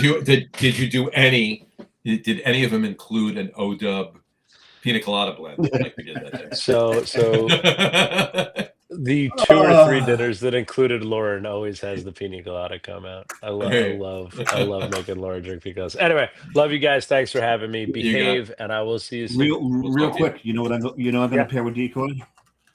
Coconut Pockies. I like it. I like it. I would have done. There are 5 spice chocolates, and I bet you there's one in your box. And I would have pulled out a 5 spice. I looked, and there was something. I went through like something in here needs to be, and something with Thai chili or something would have done it. No, there wasn't. There was. Well, Augie, tell your vendor fancier chocolates, please. There you go. Brian says bye, Augie. Be good, boys. Bye, everybody. Love you, brother. All right. But he said bye, Augie. Like, so this show is bye, Augie. Because there's no. So he has misspelled bye twice now. You got one more shot to misspell it. You know how much I love Brian and these. That's fantastic. No. This is endearing. I love every minute. I love it. Exactly. That's what I'm saying. I love this. This is great. So I need another glass for my decoy. I'm sorry he had to sign off, but I'm because I did want to ask him what's coming up with Carton. Also, I did mention to him that I do want to talk about the fact that this It may be sold out because I know he was limiting it to 10 couples. But he's doing this Thursday night at the brewery. He's doing a wild ale tasting. You talk about that. So it's 10 real quickly. Gotta pee. Be right back. Keep going. Yeah, go for it. Yeah, no, he's doing a wild ale tasting. So now he's got magnums, and they're out of his cellar at the brewery, and he's got enough for 20 plus pours, obviously himself and everything else. So 10 couples, but it's for Valentine's Day. So I'm not sure if they're sold out. I can't speak to that. I meant to mention it to him while he was still on the show. So if anybody's watching this live or rewatching this, within the next 36 hours, let's say, it being 20 after 8 right now on Tuesday the 10th, p.m. that is, he's doing it at Carton at the brewery. So you might want to check out their website or their Facebook or their socials and see if you can pick up tickets. It's going to be fantastic. Anything with Augie is, anything with the brewery is, because he doesn't hold anything back. If it's 10 wild ales that he has magnums of in his cellar, they're going to be fantastic. One after the other. So you're going to want to check that out if you're at all interested in wild ales or having anything to do on this Thursday night. So there you go. So you're pouring. Sorry about that. Hold on, I'll put it up. This is. Well, it was one of what? We'll get that. But real quick, what happened here was this is the beer. Was this like, is beer. Okay, we're at the end of the show. Yeah. So, but the bladder was like, okay, so the guest is logged off, so show's over. I can last through the outro. We're good to go. You're pouring a fifth beer. Fuck you. Empty now. Is basically what wound up happening here. Are you pouring a fifth beer or fourth beer? Fourth beer you're pouring. Well, remember, I pre-gamed. Oh, you pre-gamed with one. That's true. You did. Yeah, I pre-gamed, which I never do. So, but this beer, I can't call it anything other than decoy. We mentioned. Well, it's definitely not a duck. I've got to cease and desist. It's definitely not a duck. It's definitely not a duck, but the name of the beer is definitely not a fake duck. You got to throw the word fake in there. Because there it is right there. There's the word fake. This is a winter warmer. This beer goes back quite a few years. Mm-hmm. This is a 5-spice from a duck recipe. I won't get too much into the story behind this beer, but this is one of my favorite beers that Augie had ever made. Love this beer, absolutely. And so when we were at the brewery on Saturday and I saw that they were doing this in canned pours, I'm like, okay, I'm definitely not trying the triple IPA now because I need this. I need this in my face. I love this beer. So winter warmers are always a nice roasty spiced ale, right? Hold on, I'm just fixing one thing in here. Okay, this is what you sent me before. There you go. How's that? Read it. This is definitely Noya fake duck. I was walking. Hey, at any rate, but what I love about this is, yes, it is a spiced malty ale, but it's spiced in a very specific way. And what I love about this is I used to know all the 5 spices in this at one point. Yeah, I did too, like the first year, and then I forgot them. Pink. I know pink peppercorn's one of them. Of course, right? Yeah, that's one of his faves. I know that. But I'm gonna drink this, and I showed Augie, I'm gonna do this with the coconut Pocky. I love Pockies. Pocky's great. I love Pocky. And I think that the coconut's really gonna add something to this. Nice. It's pretty good.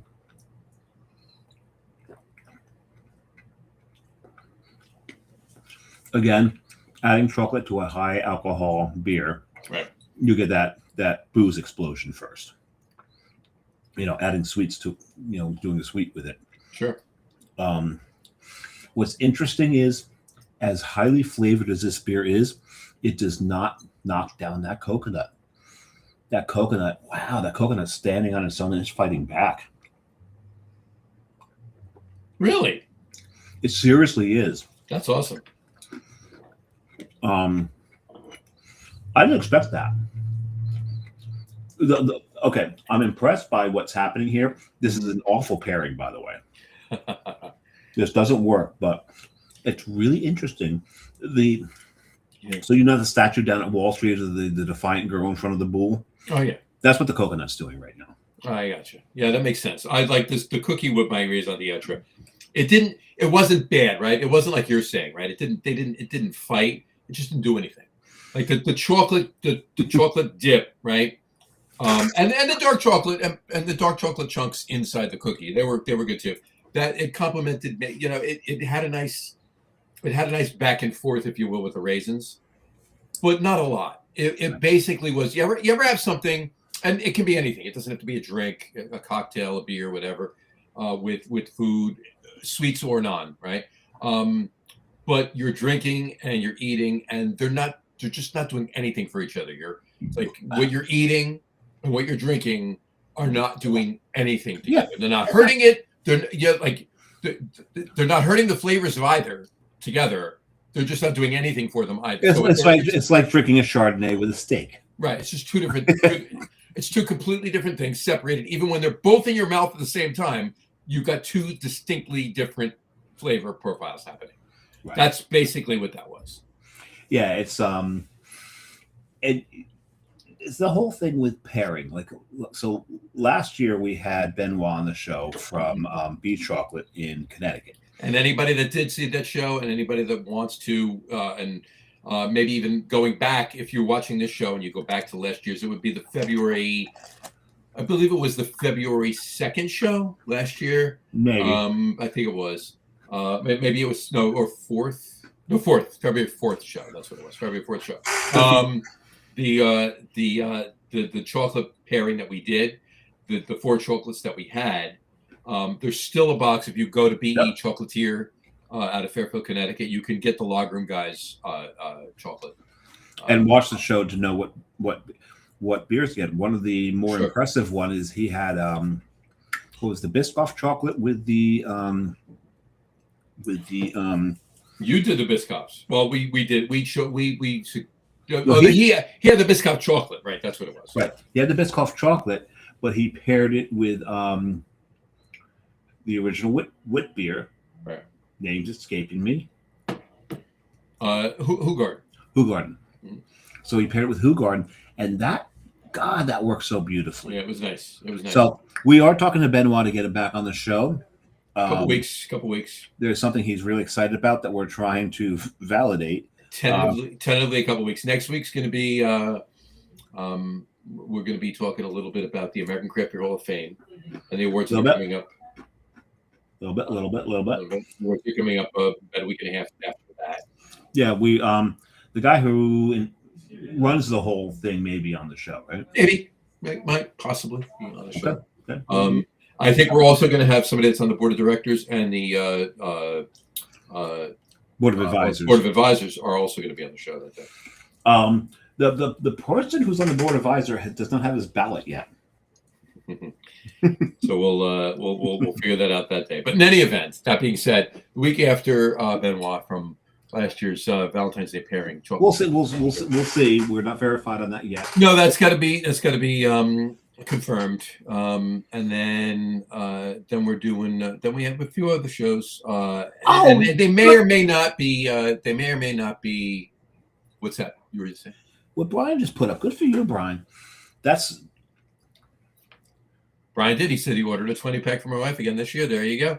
The chocolates are fantastic. Out of this world. They're ridiculous. My favorite is the Black Forest one. Yeah, the Black Forest was really, really good. Really. We paired that with a quad, did we not?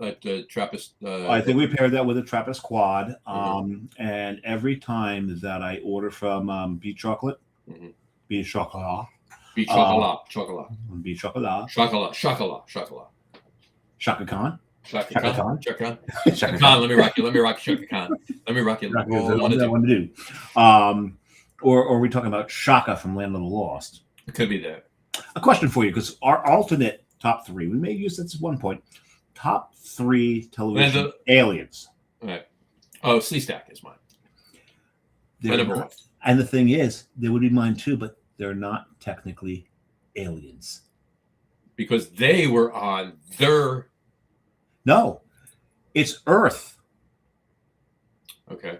They're not aliens. Oh yeah. Okay, I get it. Yeah. Because straight up, 100%, Sleestack would have been my number one as well. Mm-hmm. Oh, by the way, I saw a tiki mug online that looks exactly like a Sleestack. Oh, if you're gonna order it, order 2. I will give you the money. No, because only 2 were ever made. Oh, really? Oh, this wasn't a purchasing site. You just saw it. No. And it's definitely worth what the dude's asking for. It's probably worth more than that. I just don't know if I want to spend it right now. So I'll tell you really quick, and you can ask him too, Harry Lugnuts from the Sports Podcast. Okay, it's no secret. Harry and I grew up together, right, in the same town. He lives in Denver now, but I had a pair of glasses. They were prescription sunglasses, and I had these junior year of high school on. I probably had them till I was probably 21, 22 years old, right? And I get new ones. But these glasses, the shape of them and the coloring of them and made you look like a Sleestack? Made me look. He literally would call them Sleestack glasses. He would call them Sleestack glasses. So we get in the car. It's summer. I put the glasses on, and he'd be like, out come the Sleestack glasses. There's one thing I want to know. As slowly as the Sleestack moved, how did Will get caught all the time? I don't know. How did that happen? Now, not for nothing, they did a movie reboot with Will. What was Will's sister's name? Oh, it's Will and Holly. Right, and what was the father's name?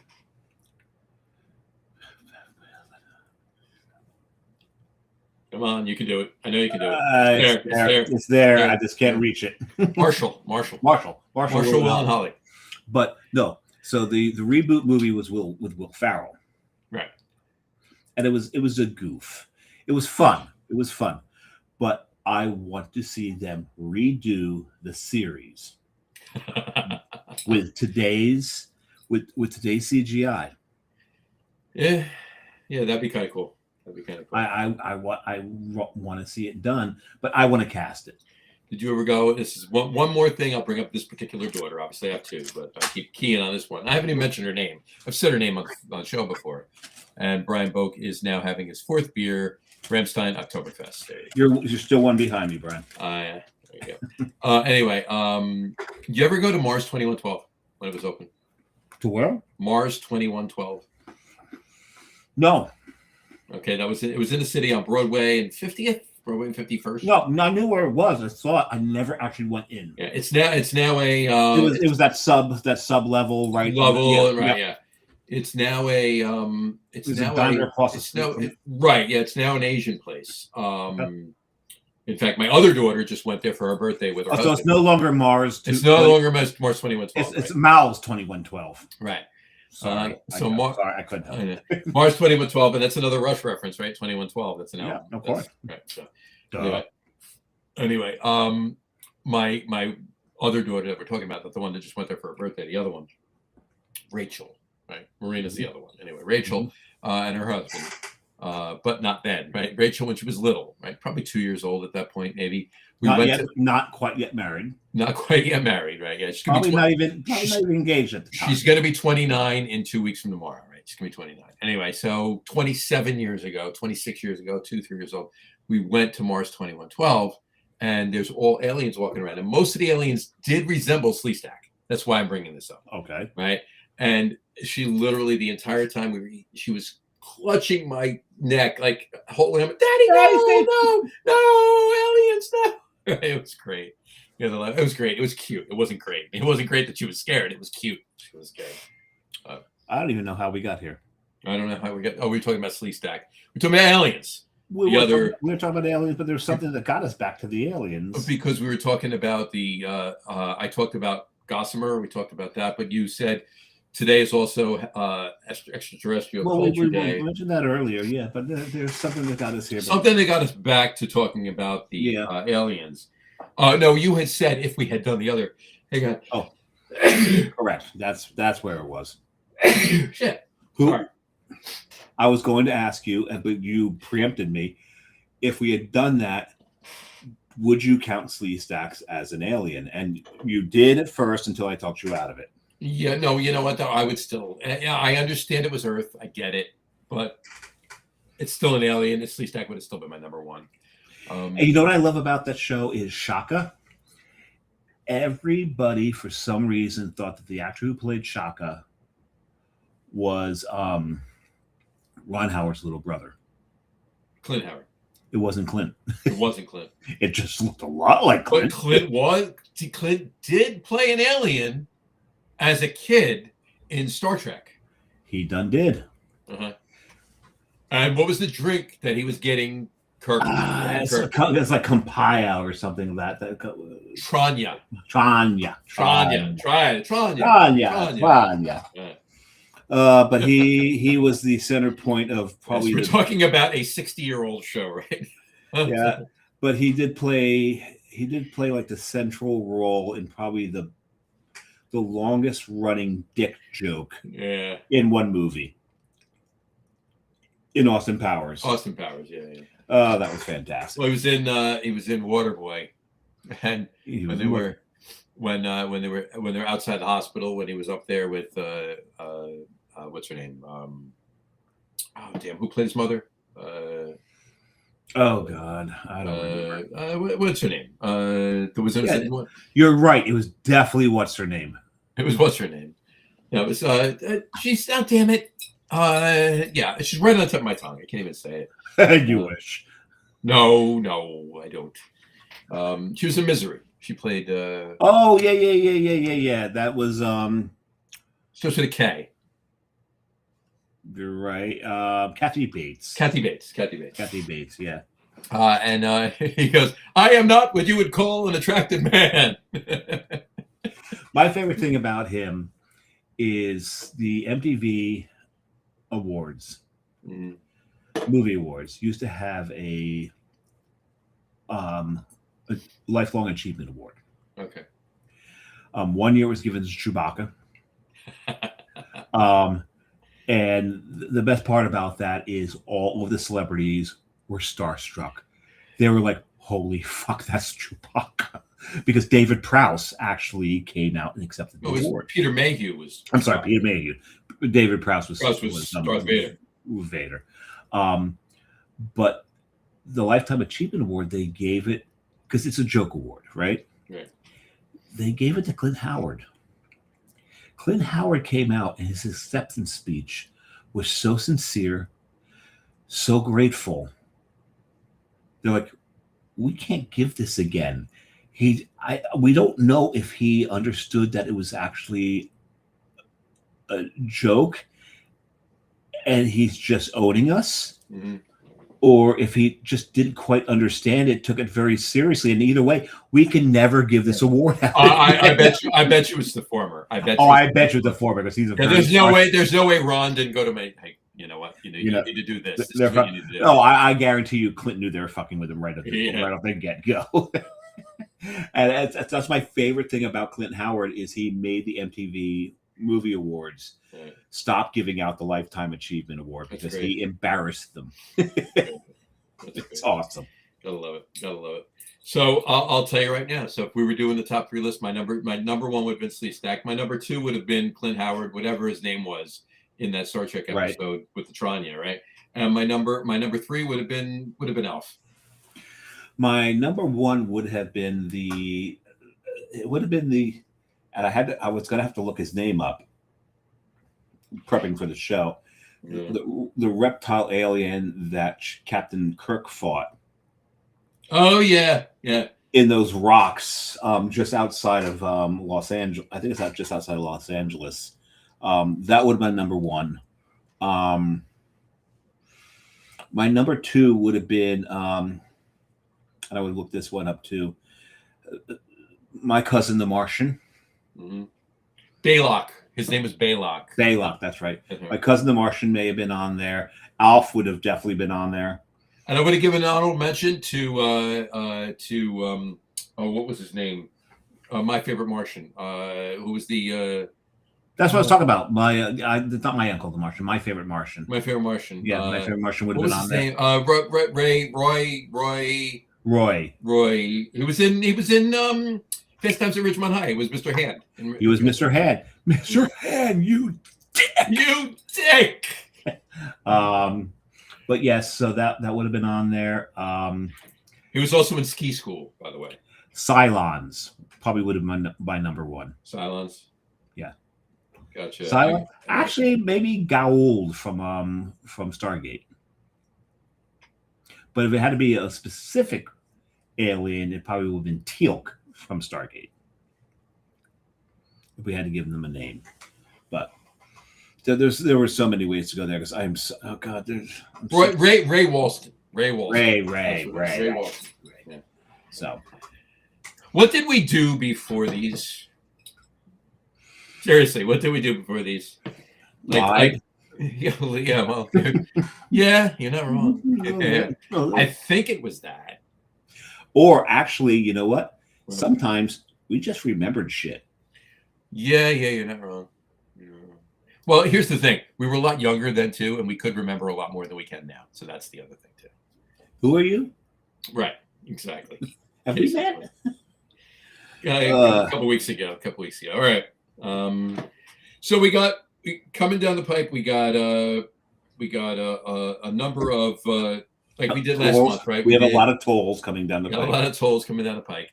No, we did.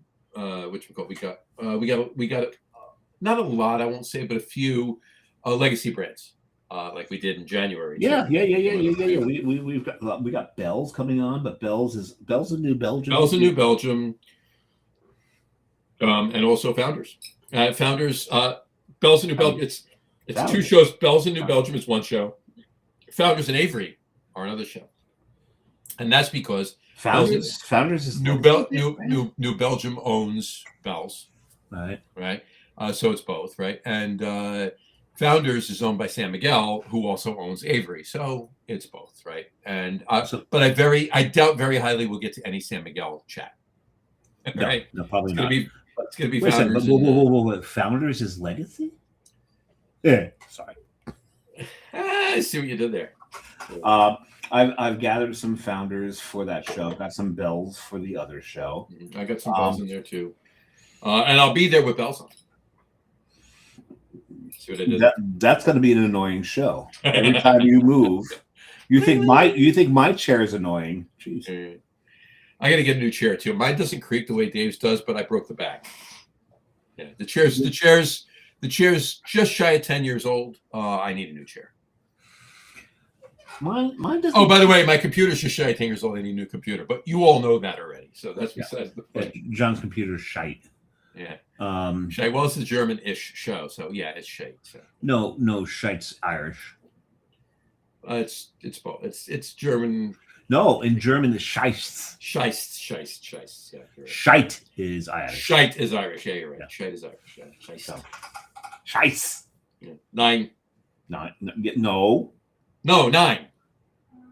No. So, Mach schnell und Spagund. On the next, who's on the next show? Marty. Okay. Marty Ashel, American Craft Beer Hall of Fame. We're talking about this year's. We're not talking about the inductees. We're talking about the inductees that are nominated. Possibly. That's why that person doesn't have a ballot yet. Okay. And then we'll talk about that. And that person doesn't have a ballot yet will be in Nashville this weekend. That person will be in Nashville this weekend. That person better go to Fela Force. Fela Force, Barik. Chopper. Oh, you got to go to Chopper. If you do, I'm telling you this right now, if you're a Chopper and you do purchase any tiki mugs, if there's any that are like must-haves, let me know. I'll Venmo you. You get 2 of them. Oh, yeah, I'll check that out if they're selling their mugs. Not all the places actually sell their mugs. Chopper does. Awesome.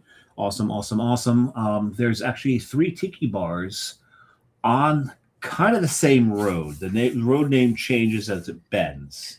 Yes, it does. It's in East Nashville. There is There's a brewery only like 4 or 5 blocks away from there too. I'll get you the name of it. I forget it, but It's the one that's got the barbecue in it. no, Another one? it's another one. But Yeah, give me the I'll name. get the name of it. Yeah. Uh, It's not fantastic, but it's pretty solid. It's worth a stop by if you have the time for a quick no, because we'll be heading up to Pearl Diver, which is another tiki bar. go there. Yeah, go there. And then there is a tiki bar because there is a brewery there that. But Southern Grist is right there too. It's not too far, but there's a brewery that does barbecue as well that are getting really good reviews. And Living Waters is right there too. And Okay. that's if you are slotting time in for a couple breweries in that area of Nashville, in East Nashville, I would go to. Those are the two I would go to. I would go to Southern Grist and Living Waters. I gotta check that. I've been to Southern Grist before. Mm-hmm. But the other tiki bar there, as John knows, is Hubba Hubba Tiki Lounge. Hubba Tiki Lounge. I think I sent you a picture of me with Hubba Hubba and Elvis, and also and Magnum. It was Magnum that you Tom sent me Selleck. the picture of. Yeah. So it's an Elvis themed tiki lounge. What I love about the menu, the cocktail menu, it's Hubba Hubba Tiki Tonk. Hubba Hubba Tiki Tonk. Yes, it's a tiki bar honky tonk. Yes, if it can be something like that. So their cocktail menu is tiki and tonk. Mm-hmm. You can order from either side of it. Mm-hmm.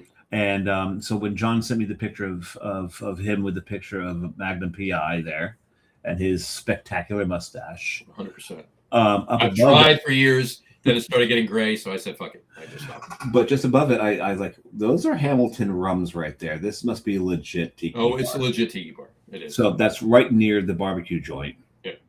So we'll be stopping there. Oh, yeah. We were at the barbecue joint. It's not. It's a block or two away from it. It's right there. Yes. Yeah. It's right there.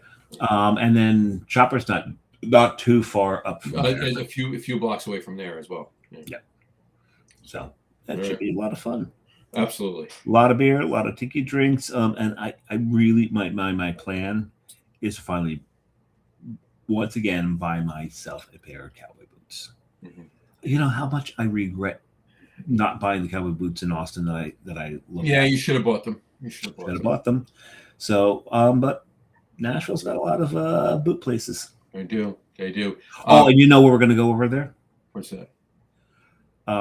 Is it Third World Records? Third something Records. Jack White's place. Oh, okay, right, yeah. So that's gonna be a lot of fun. I still pride myself on the fact that I've been to Nashville a few times. The first time I was there was 1982, and I was at the original Grand Ole Opry and saw Minnie Pearl with the tag on her hat. Right, Ryman Arena. Ryman Arena, yeah, and I was right there, and we actually had seats close up. I was 3 rows from the stage, and there was Minnie Pearl. That was great. Loved it. That is so cool. Brian Boak said, got half a glass of Ramstein beer. And it kicked. There you go. And it was going to kick soon. It's Oktoberfest. And Brian said, we had less shit in our brains back then. 100% right, Brian. Oh, yeah. 100%. Third Man Records is what it's called. Third Man Records. There you go. And Vanessa Kitty, we're about to end the show, but Vanessa, thank you for just in time. Hi, Vanessa. Absolutely. All right. All right. We got a lot of good stuff coming up. And don't forget, we got, like I said, we got a lot of good 1, 2, 3, 4, 5 shows, really good ones coming up. But we're off. And then 3 shit shows. No. We're just kidding. We're off on St. Patrick's Day. That week, no show. We're off. No, John will be eating a lot of corned beef and cabbage. And you will be with your daughter. I will be with my daughter in Washington, D.C. at the time. We will not be storming the White House. No. Mm-mm. Or anything else seditious. Yeah. And Brian said, you better hurry up and get up here before the other cakes kick. Yeah, we should. We need to get up there. We should. Yeah. And then remember, 2 weeks from tonight, we will have no show. That's the 24th. It will be Wednesday that week. It'll be the 25th that week. Yeah. Yeah, really. Because 2 weeks from tonight is Jess's birthday. And we will not be doing a show on Jess's birthday. The 25th, though, is my daughter's birthday, but she'll be with her husband, not her father. So And so the 24th I have written on my calendar no show, and on the 25th I have written Scrapple. That means show. That's what that means. Or Scrapple. You're going to get Scrapple on the show. One of the other. Actually, no. It's 5 LROCIL. 5 Lorockle. All right. Who's on the show that week? Who's on the show? Who is on the show? That's a good question. Because I need to fix what I wrote here. 5 crocodiles. No. 5 crocodiles. There we go. Scrockle? Who was on the show that week? There's a lot of letters here. Benoit, if he comes on. Okay, I don't think that's what I wrote. There's no B's in here whatsoever.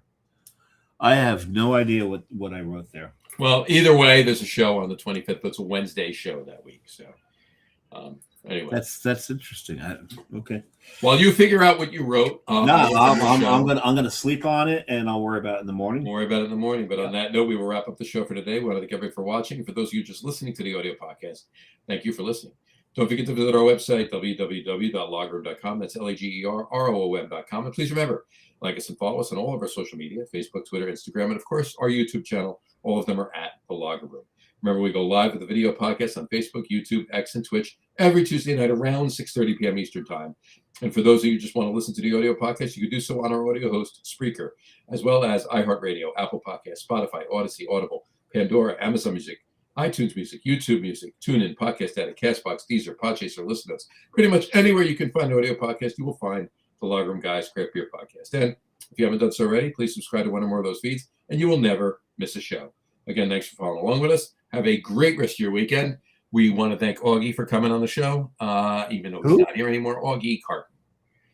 He was our guest tonight. He signed off about 25 minutes ago, 30 minutes ago, something like that. 35 minutes ago, somewhere in there. I think I know that name. That guy, right? But anyway, have a great rest of your week. Have a wonderful weekend, and we will talk to you next Tuesday night, folks. No rating tonight? No, it's I'm going to give you a straight up 10.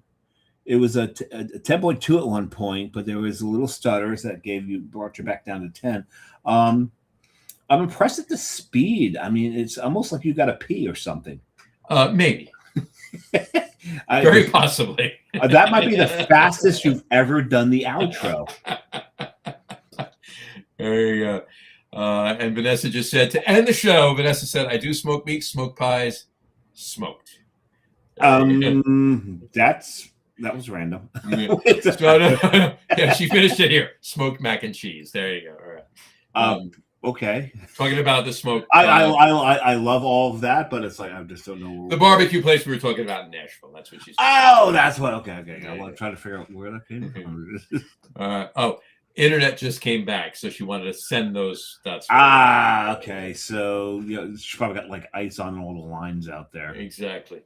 All right. So we will talk to you next Tuesday night, folks. Take care. We'll talk to you then. Ciao. We'll be here next. Oh yeah, we'll be here. We'll be here next week. Yeah. Cheers.